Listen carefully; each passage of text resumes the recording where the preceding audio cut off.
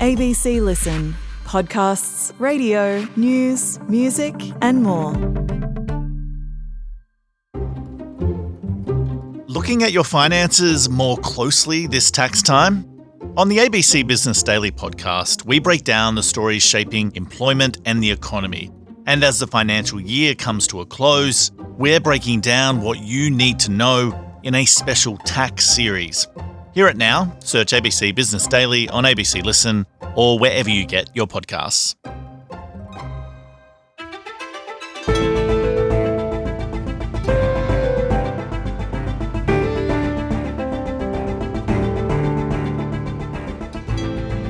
Since the founding of Israel, the US has been one of its staunchest allies. But there's a shift underway in America.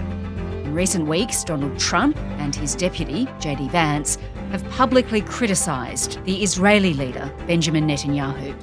And polling shows Americans have increasingly negative views of his government. Today, Guy Ziv, Associate Director of Israel Studies at American University, on what's driving the backlash. I'm Sam Hawley on Gadigal land in Sydney. This is ABC News Daily.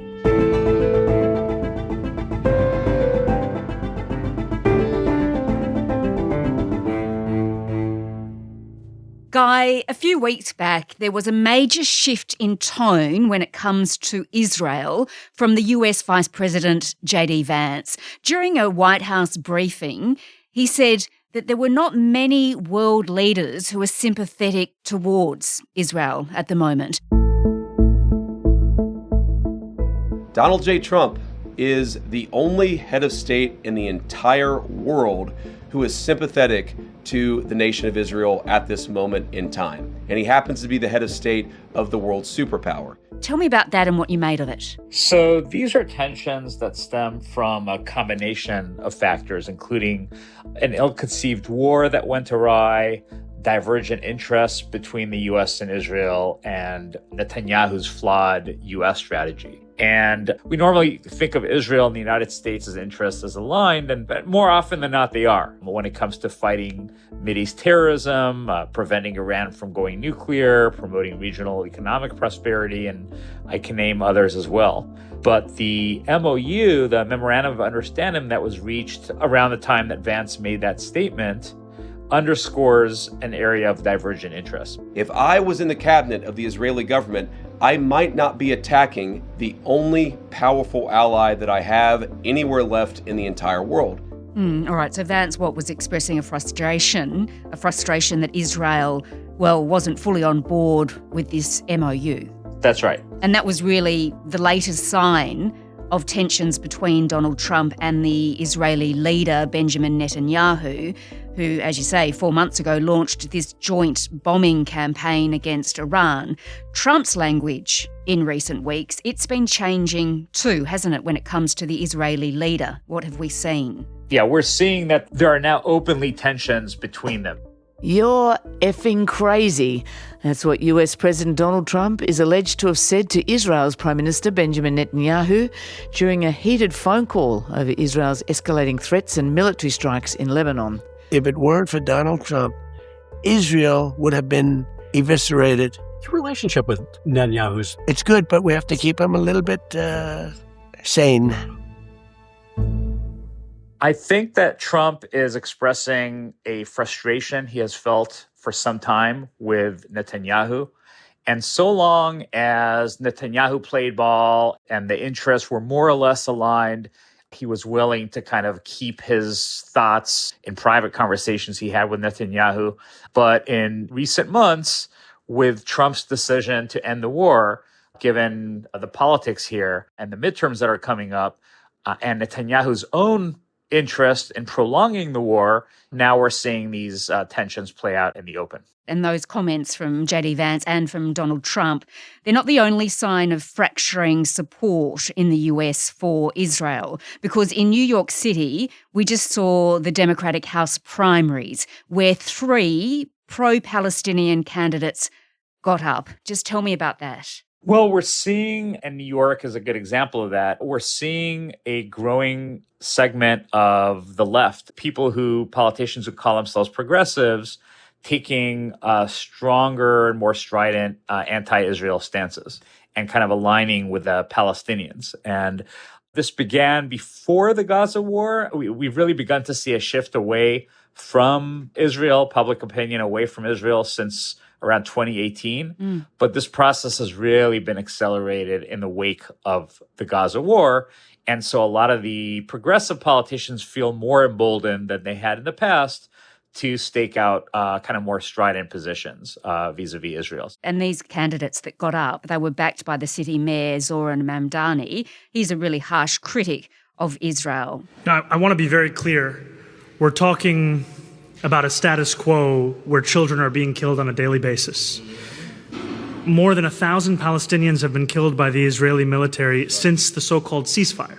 What was their platform? Was it mainly concern over the war in Gaza? Well, I think he was trying to appeal, and the congressional candidates that Mamdani was backing were trying to appeal to those progressives, mainly younger Democrats, younger educated Democrats, to kind of focus on human rights and other areas of concern to those voters. Mamdani himself is stirring quite a bit of controversy in New York because, as you know, it's home to a very large Jewish community, the largest in the U.S., and many of the Jews, I would say, are split. The community is split between those who are supportive of him and those who are very wary of this trend.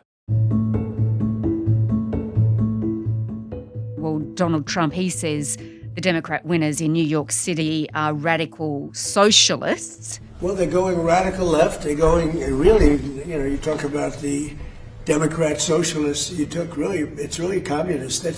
But does their victory equate to a broader turn against Israel among Democrats and their supporters? What are we seeing more broadly? Well, I mentioned that the kind of public opinion began shifting away from Israel since 2018. And today we're seeing that for the first time, more Americans say they sympathize with the Palestinians than with Israel. That is a dramatic departure from polling in previous years. And we're really seeing this generational divide here, where most young Democrats and even young Republicans now are viewing Israel unfavorably. Social media is a major factor here because most young people, as you know, get their news and base their news on what they see on their feed. And then the Netanyahu government is another key factor. Some of the kind of anti-Israel pundits have used the comments of far-right members of Netanyahu's coalition, people like Smotrich and Ben Gvir. These are two kind of very far-right cabinet ministers that tend to make extreme pronouncements. And so these pundits will use their comments, their statements, as proof that Israel has these genocidal intentions. And never mind that they don't speak for the majority of Israelis or even the coalition they represent, but the damage that these ministers do is enormous when it comes to public opinion. Yeah. And another thing to keep in mind is that these younger Americans may have been exposed to different U.S. presidents, but when it comes to Israel, they've really only gotten to know one Israeli prime minister, and that is Benjamin Netanyahu. And they do not identify with the kind of right-wing, nationalistic, and religious policies that the Netanyahu government is pursuing.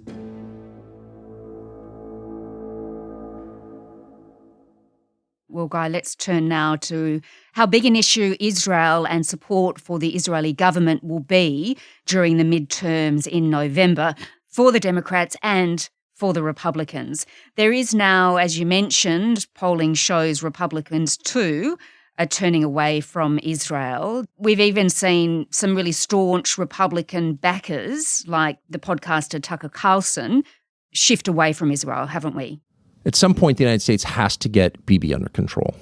Sorry, it's not anti-Semitism. This is a head of state whose decisions are getting Americans killed and affecting the history of the world and the fortunes of, literally the fortunes, but also the future of the United States. Yeah, so we're seeing this kind of horseshoe theory effect where members of the far right, like Tucker Carlson and some other podcasters and influencers, And then members of the far left, and we talked about Mamdani and some of the progressives, and they have, there's obviously some podcasters and influencers on the far left.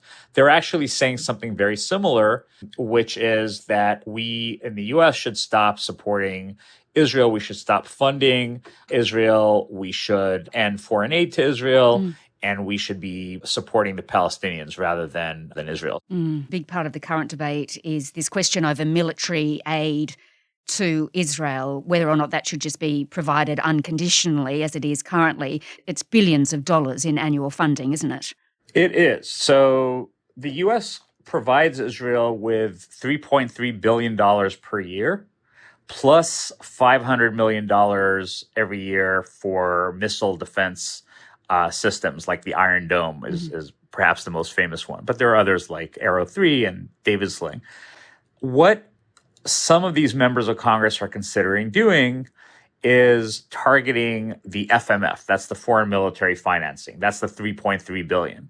So that offensive weapons, say the F-35 fighter jets and heavy artillery and other kind of offensive weapons aren't going to be financed by the taxpayers. There's still bipartisan support for aid to Israel in Congress, but I expect this to change in the next several years unless there's a change in the Israeli government or some other changes taking place on the ground. Yeah, and the former Chicago mayor, Rahm Emanuel, who used to work with Obama, he's also considering a Democrat campaign for president. He is one of the people calling for an end to this military aid as it stands now.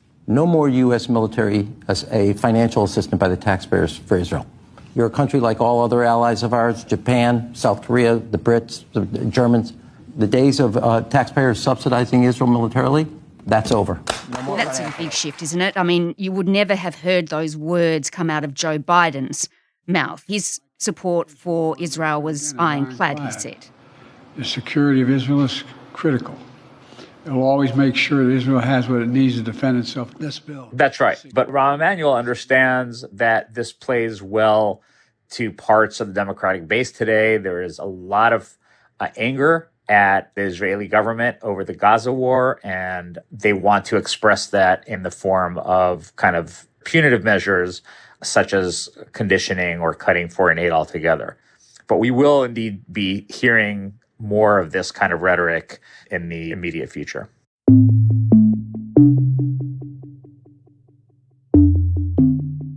Well, Guy, the US midterm elections will be held in November.